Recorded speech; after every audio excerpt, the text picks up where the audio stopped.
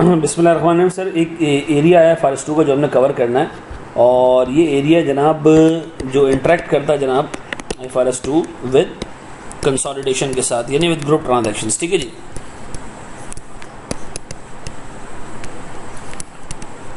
अच्छा जी, सबसे पहले तो हम ये ज़रा डिफाइन करते हैं कि सर इस पर्टिकुलर ट्रांजैक्शंस में क्या क्या चीज़ें कवर होंगी, कौन कौन सी एंटिटीज़ कवर होंगी। इससे मिसाल के तौर पर एक पेरेंट है, उसकी सर 3 सब्सिडरीज हैं, सब्सिडरी 1, सब्सिडरी 2, सब्सिडरी 3। ठीक है जी। और इन 3 सब्सिडरी में से ये हमारी सब्जेक्ट एंटिटी है। ठीक है जी, ये हमारी एंटिटी है। ठीक है जी। अच्छा, इस सब्सिडरी की भी एक सब्सिडरी है जिसको मैं नाम दे रहा हूँ सब सब्सिडरी। ठीक है जी। सर एक इस पेरेंट का एसोसिएट है, एक इस सब्सिडरी का एसोसिएट है, एक हमारी सब्सिडरी का एसोसिएट है, एक इस सब सब्सिडरी का एसोसिएट है, एक इसका भी एसोसिएट डाल दो। ठीक है जी। अब देखें सर, ग्रुप ट्रांजैक्शंस का मतलब है इसमें सिर्फ ग्रुप कवर होता है, पेरेंट और सब्सिडरीज। सर पेरेंट और सब्सिडरीज का मतलब है कि ये और ये कवर होते हैं, ये कवर नहीं होते। जिसको मैंने क्रॉस किया ना, चाहे एसोसिएट किसी का भी ये कवर नहीं होगा। क्या मतलब सर ग्रुप ट्रांजैक्शन? मिसाल के तौर पर सर बाज़ औक़ात एक सब्सिडरी अपने एम्प्लॉयज़ से सर्विस लेती है। ठीक है जी। और इसके एम्प्लॉयज़ को शेयर्स देता है इसका पेरेंट। ठीक है जी। बाज़ औक़ात सर ये इसके शेयर्स देते हैं इसकी सब सब्सिडरी। तो मैं कह रहा हूँ जनाब, एक एंटिटी को अगर सर्विस दे रहा है एक एम्प्लॉई, तो उस एम्प्लॉय को सेटल कौन करेगा, उसको शेयर्स कौन देगा? सर उसको पेरेंट भी दे सकता है, वो खुद एंटिटी भी दे सकती है, इसकी फेलो सब्सिडरीज भी दे सकती हैं, और इसकी सब सब्सिडरी भी दे सकती है। तो याद रखना सर, ये सारी ट्रांजैक्शन IFRS 2 में कवर होंगी। लेकिन अगर हमारा एसोसिएट कोई हमारी ट्रांजैक्शन सेटल कर रहा है तो ये IFRS 2 में कवर नहीं होंगी। ठीक है जी। अच्छा, बाज़ औक़ात सर एक एंटिटी ने सर्विस ली, सब्सिडरी ने एक एंटिटी ने सर्विस ली से मिसाल के तौर पर अपने एम्प्लॉय से, और सर उसने पेरेंट के शेयर्स, अपने पेरेंट के शेयर्स उसको दे दिए, IFRS 2 में आएगा। अपनी सब सब्सिडरी के शेयर्स उसको दे दिए, IFRS 2 में आएगा। अपनी फेलो सब्सिडरी के शेयर्स उसको दे दिए, IFRS 2 में आएगा। ठीक है जी। तो याद रखिएगा सर, एक एंटिटी को अगर ग्रुप में सर्विसेज मिल रही है और कोई दूसरी एंटिटी उसके बिहाफ पे सर ये सेटलमेंट कर रही है, तो ये ग्रुप ट्रांजैक्शंस के अंदर कवर होगा, जो भी हम कवर करने जा रहे हैं IFRS 2 विद ग्रुप ट्रांजैक्शंस। कर लोगे मैनेज, देख लोगे? अच्छा जी, आए जरा सर कोई 5-6 केसेस हम देखते हैं जनाब। ठीक है जी। और अब इसके अंदर सर सबसे पहले एक चीज़ और सुन लीजिएगा सर, एक छोटी सी डिस्कशन। ठीक है जी। मैं कहता हूँ जनाब, parties to the transaction.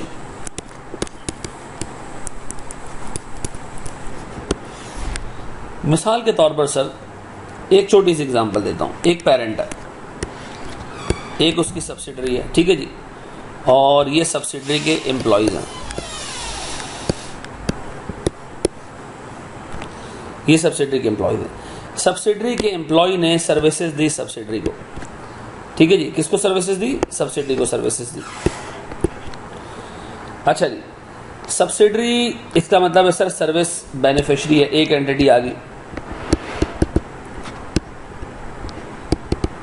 Service beneficiary कौन है जी? जिसने सर्विस का बेनिफिट लिया सर हमारी सब्सिडरी है। ठीक है जी, यानी हमारी एंटिटी है। फिर नंबर 2 सर सब्सिडरी ने अपने एम्प्लॉय से कहा पेरेंट तुम्हें शेयर्स देगा, पेरेंट तुम्हें जो है ना वो शेयर्स देगा। तो पेरेंट कौन है सर? सेटलर, जो सेटलमेंट करेगा। अच्छा, पेरेंट किसके शेयर्स देगा? सर पेरेंट बाज़ औक़ात अपने शेयर्स दे सकता है या सब्सिडरी के शेयर्स देगा। इसका मतलब है तीसरी कंपनी हमारे पास है, रेफरेंस कंपनी। रेफरेंस कंपनी का मतलब है जिसकी इक्विटी यूज होगी,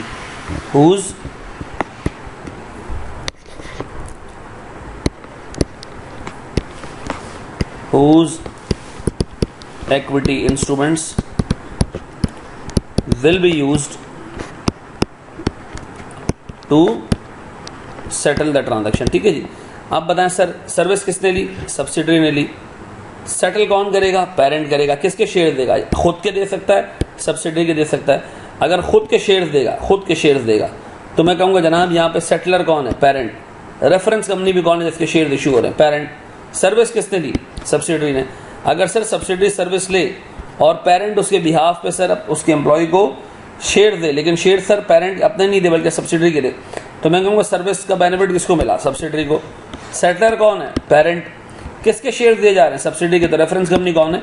सब्सिडरी। तीन लोग हैं सर। वो बंदा जो सर्विस लेगा उसको मैं कहूँगा सर्विस बेनिफिशियरी।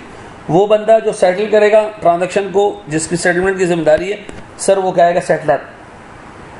और जिस कंपनी के शेयर सेटलमेंट में दिए जाएंगे वो हमारी कहलाएगी रेफरेंस कंपनी। ये याद रखना सर, ये तीनों एंटिटीज एक ही ग्रुप में होने चाहिए। इस ट्रांजैक्शन की रिकॉर्डिंग की खासियत ये कि तीनों एक ही ग्रुप में होने चाहिए। ठीक है जी। आए ज़रा सर एक केस देखते हैं। हमने इसमें 5-6 केसेस देखने। सबसे पहला केस मैं देख रहा हूँ जनाब, केस 1। ठीक है जी। अब देखिए केस 1 में क्या होगा। पेरेंट है, एक सब्सिडरी है। सब्सिडरी के एम्प्लॉयज़ ने सर्विस दी है सब्सिडरी को। पेरेंट ने इनको देने अपने शेयर्स। ठीक है जी, इनको अपने शेयर्स देने। अब देखिए एक चीज़ याद रखिएगा, एक जनरल डिस्कशन भी सुनने सर देखिए, ग्रुप ट्रांजैक्शन में आपके लिए ट्रांजैक्शन इक्विटी सेटल्ड है। किसी भी एंटिटी के लिए ट्रांजैक्शन इक्विटी सेटल्ड है अगर दो में से कोई एक बात हो रही है। नंबर 1। ठीक है जी, दो में से कोई एक बात हो रही है। Settlement in its own shares, या तो सर सेटलमेंट उसके शेयर्स में हो रही हो तो उसके लिए इक्विटी सेटल्ड है। नंबर 2,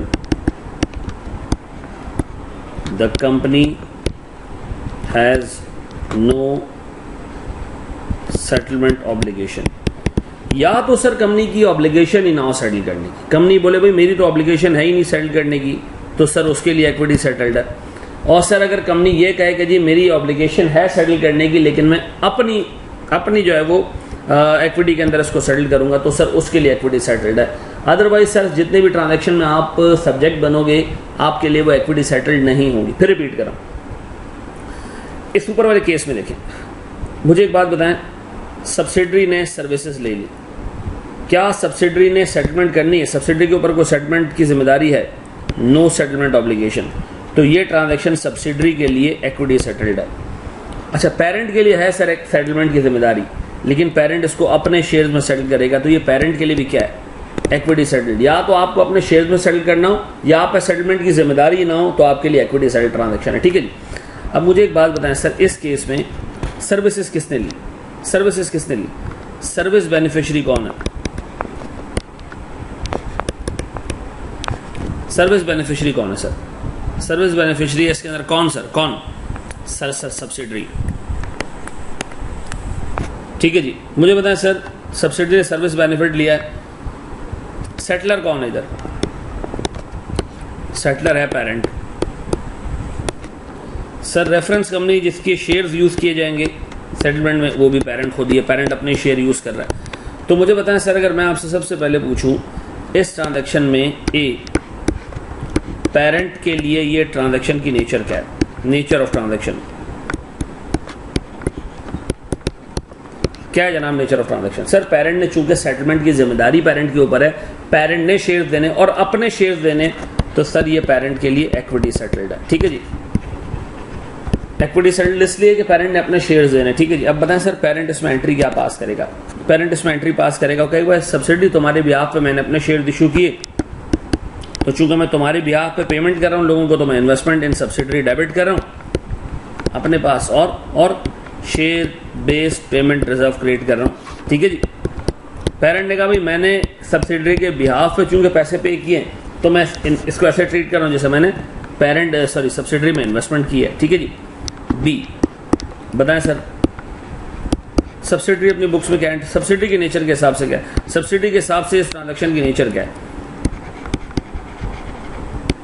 सर सब्सिडरी के हिसाब से ये ट्रांजैक्शन इक्विटी सेटल्ड है। क्यों सर? इसमें सब्सिडरी ने सर्विस तो ली है, लेकिन सर सेटलमेंट की कोई जिम्मेदारी सब्सिडरी पे नहीं है। तो सर या तो आप पे सेटलमेंट की जिम्मेदारी ना हो, या आपके अपने इक्विटी इंस्ट्रूमेंट्स यूज हो रहे हो, तो सर आपके लिए इक्विटी सेटल्ड है।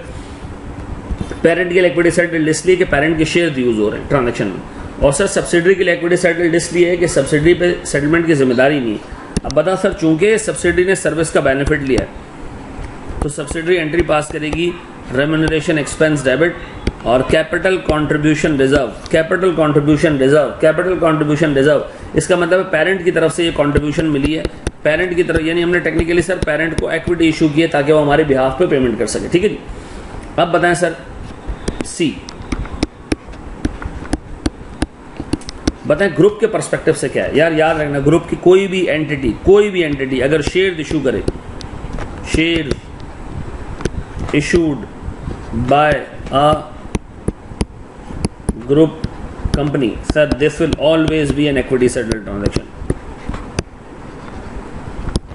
अब बताएं सर ग्रुप के हिसाब से अगर मैं अज्यूम करूं ग्रुप पेरेंट और सब्सिडरी एक ही है, तो ग्रुप ने सर रेम्यूनरेशन एक्सपेंस पे किया है, ठीक है जी, और ग्रुप ने share based payment reserve create करना है। ठीक है जी। अब बताएं सर अकाउंट्स तो ऑलरेडी बन चुके हैं, अकाउंट्स तो पहले बन चुके हैं सर, पेरेंट के भी सब्सिडरी के भी, तो सर ये एंट्री तो ग्रुप पे पास नहीं होगी ना, ग्रुप पे तो सिर्फ कैंसिलेशन होगी। बताएं ग्रुप में कैंसिलेशन क्या होगी, ग्रुप अकाउंट्स बनाते हुए कैंसिलेशन। सर इन्वेस्टमेंट इन सब्सिडरी कट जाएगा, ये कट जाएगा सर, और sir capital contribution reserve cut जाएगा, तो बचेगा क्या, रेम्यूनरेशन एक्सपेंस डेबिट और share based payment reserve credit. ठीक है जी। अब बताएं अगर मैं कैंसिल करने जाऊं तो भाई सब्सिडरी में जो इन्वेस्टमेंट है वो तो नहीं आती, इन्वेस्टमेंट इन सब्सिडरी, हेलो वालेकुम सलाम, तो इन्वेस्टमेंट इन सब्सिडरी कैंसिल आउट हो जाएगा किसके साथ सर, सब्सिडरी के शेयर कैपिटल के साथ सर, क्योंकि सब्सिडरी का शेयर कैपिटल तो है नहीं, सब्सिडरी ने अपने पास कैपिटल कंट्रीब्यूशन रिजर्व क्रिएट किया हुआ। ठीक है जी। सब्सिडरी ने शेयर तो इशू नहीं किया ना पेरेंट को, पेरेंट ने उसके बिहाफ पे टेक्निकली एक इक्विटी की पेमेंट की है, तो सर ये हिसाब किताब बनेगा। अब बताएं सर पेरेंट के लिए ये इक्विटी सेटल्ड है, तो पेरेंट ने सर इन्वेस्टमेंट सब्सिडरी डेबिट के इंडिविजुअल बुक्स में share based payment reserve create कर दिया। शेयर कैपिटल इसलिए क्रिएट नहीं किया कि अभी तक सब्सिडरी ने, पेरेंट ने शेयर इशू नहीं किया। सब्सिडरी ने चूंकि सर्विस ली है तो रेम्यूनरेशन एक्सपेंस सब्सिडरी की बुक्स में जाएगा, और सर सब्सिडरी के बिहाफ पे पेरेंट ने पेमेंट की है, तो टेक्निकली पेरेंट उसको इन्वेस्टमेंट समझ रहा है। तो आमतौर पर सर सब्सिडी शेयर इशू करती है, सर इस दफ़ा शेयर इशू नहीं हुए, सब्सिडी को बेनिफिट मिला है सर रेम्यूनरेशन एक्सपेंस की पेमेंट के अगेंस्ट, तो सर सब्सिडरी ने अपने पास कैपिटल कंट्रीब्यूशन रिजर्व क्रिएट कर दिया। सर अगर सब्सिडरी अपने इंडिविजुअल अकाउंट्स बनाएगी ये रिजर्व दिखाएगी, क्योंकि पेरेंट ने जो on behalf of subsidiary payment की है वो in the capacity of share holder की है, और जो कंट्रीब्यूशन शेयर होल्डर अपनी कंपनी को देता है तो सर वो इक्विटी कंट्रीब्यूशन होती है, वो लायबिलिटी नहीं होती। तो पेरेंट ने जो पेमेंट की है, शेयर इशू किए, वो मेरे पास लायबिलिटी के तौर पे नहीं आएगा, वो कैपिटल कंट्रीब्यूशन रिजर्व यानी इक्विटी के थ्रू आएगा। ठीक है जी।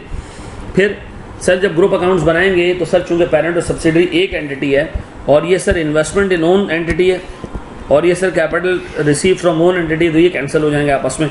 नेट एंट्री क्या रह जाएगी sir, remuneration expense debit share based payment reserve credit, यानी कैंसिलेशन होगी सर इन्वेस्टमेंट इन सब्सिडरी और कैपिटल कंट्रीब्यूशन रिजर्व। ठीक है जी।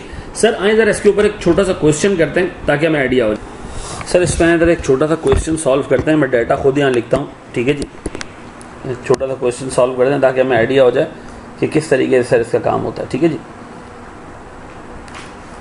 सर मिसाल के तौर पर एक कंपनी ने, एक पेरेंट ने, ठीक है जी, एक पेरेंट ने अपनी सब्सिडरी के एम्प्लॉयज़ को, अपने सब्सिडरी के एम्प्लॉयज़ को जो कि नंबर में कुछ 100 हैं, ठीक है जी, 100 एम्प्लॉयज़ हैं,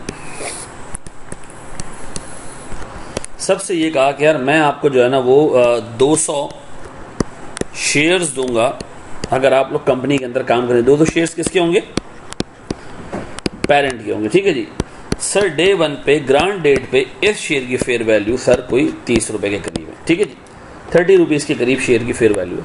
सर हमारी एक्सपेक्टेड डिपार्चर्स, जो एम्प्लॉयज़ छोड़ के चले जाएंगे वो over the period grant date पे थे सर, वो ग्रांट डेट पे हमें लग रहा था कि सर कोई 80 लोग छोड़ के चले जाएंगे। ठीक है जी। सॉरी, कोई 20 लोग छोड़ के चले जाएंगे। सर ईयर 1 पे भी हमें लगा कोई 20 लोग छोड़ के चले जाएंगे, लेकिन इवेंचुअली सर ईयर 2 के ऊपर कोई 19 के करीब लोग छोड़ के गए। ठीक है जी। और sir fair value, sir grant date पे 30 रुपये की फेयर वैल्यू थी। ठीक है जी। अच्छा, ईयर 1 पे आके 50 रुपये हो गई फेयर वैल्यू, और ईयर 2 पे एक शेयर की फेयर वैल्यू सर 54 रुपये हो गई। ठीक है जी। अब अगर मैं आपसे ये कहूँ कि सर मुझे जनरल एंट्रीज चाहिए, ये पेरेंट के शेयर्स की फेयर वैल्यू है, ठीक है जी। ये पेरेंट के शेयर्स की फेयर वैल्यू दिमाग में रखिएगा कि ये जो फेयर वैल्यू आ रही है पेरेंट के शेयर्स की है, ठीक है जी। एम्प्लॉय सर्विसेज देगा सब्सिडरी को, पेरेंट अपने शेयर्स देगा एम्प्लॉय को, ठीक है जी। अब आए जरा सबसे पहले सर मैं बात करूं सर पेरेंट के लिए ये ट्रांजैक्शन क्या है। सर सीधी सी बात है, पेरेंट के लिए ट्रांजैक्शन चूंकि उसकी अपनी इक्विटी में सेटल हो रहा है, ठीक है जी, तो ये पेरेंट के लिए एक इक्विटी सेटल ट्रांजैक्शन है।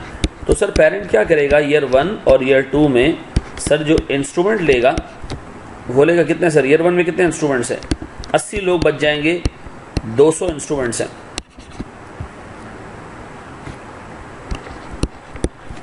और सर ईयर 2 में एक्चुअल में 81 लोग बच गए 200 इंस्ट्रूमेंट्स पे, ठीक है जी। फेयर वैल्यू डे 1 की लॉक्ड 30 और 30 सर टाइम सर 1/2 और 2/2 2 साल की सर्विस कंडीशन है सर। क्यूमुलेटिव एक्सपेंस कितना जी, निकालो जी क्यूमुलेटिव एक्सपेंस प्यारे भाई। सर 2,40,000 पहले साल, चेक करो जी सर 2,40,000। पीरियोडिक एक्सपेंस भी कितना, 2,40,000। सर मेरे पास ईयर 2 पे सर ये हो गया 486,000।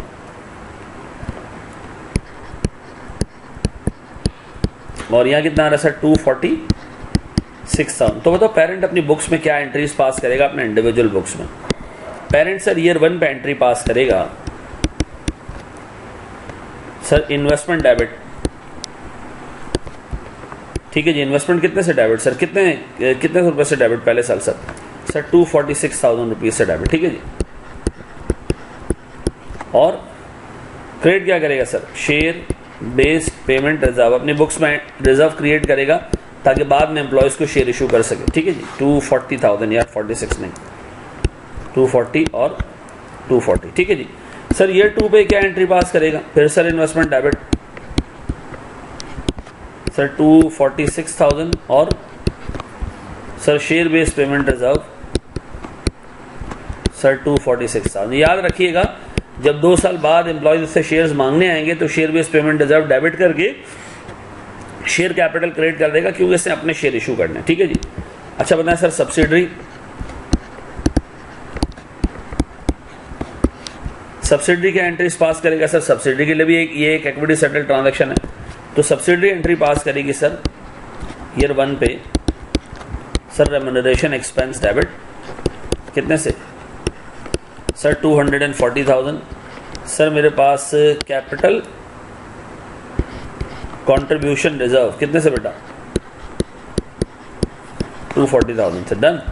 फिर बताएं ईयर 2 पे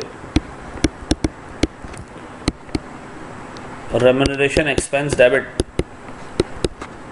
सर 246,000 से और कैपिटल कंट्रीब्यूशन रिजर्व क्रेडिट कितने से 246,000 से, डन। अब बताएं मेरे पास सर ये पेरेंट और सब्सिडी की एंट्रीज पास हो गई। अब बताएं जो ग्रुप है, ग्रुप के लिए भी ये एक इक्विटी सेटल ट्रांजैक्शन है। तो ग्रुप में सर 2 चीजें करनी है। देखिए ग्रुप में एक तो जो एंट्री बच जाएगी, जो पहले एक तो कैंसिलेशन एंट्री पास कर लूँ, क्योंकि ग्रुप के अकाउंट्स इनको कंसोलिडेट करने से बनेंगे ना, सीधा सीधा कंसोलिडेट करना है सर। ए और बी ने यानी पेरेंट और सब्सिडी की एंट्रीज कंसोलिडेट होनी है सीधी सीधी, ठीक है जी। सर जो कैंसिलेशन होगी ना, देखिए ग्रुप में तो अपनी अपनी एंट्रीज पास कर ली ना पेरेंट ने और इसने ना, जब कंसोलिडेट करने जाओगे तो एंट्रीज तो ऑलरेडी पास है, तो सर हम कैंसिल करेंगे। कैपिटल कंट्रीब्यूशन रिजर्व को इन्वेस्टमेंट के साथ कैंसिल कर देंगे, ठीक है जी। ये कैंसिलेशन जब ईयर 1 पे हो रही होगी तो 2,40,000 से होगी, ठीक है जी। और जब ईयर 2 पे हो रही तो क्यूमुलेटिव अमाउंट से होगी, सॉरी उल्टी एंट्री पास कर दी मैंने, सीसीआर डेबिट और इन्वेस्टमेंट क्रेडिट, ठीक है जी। सीसीआर डेबिट से 246 और हो जाएगी तो ये हो जाएगी 486 से, और इन्वेस्टमेंट क्रेडिट कितने से जनाब 486, ठीक है जी। अच्छा जो नेट एंट्री बचेगी ना, नेट एंट्री ग्रुप अकाउंट्स में जो नेट एंट्री बचेगी, नेट एंट्री लेफ्ट, देखिए पेरेंट और सब्सिडी को अगर मैं एक मान लूं, एक, तो ईयर 1 में एंट्री पास होनी चाहिए रेम्यूनरेशन एक्सपेंस डेबिट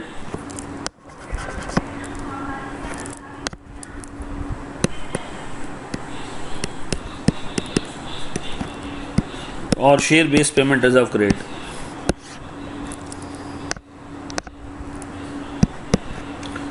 और ईयर 2 में भी रेम्यूनरेशन एक्सपेंस डेबिट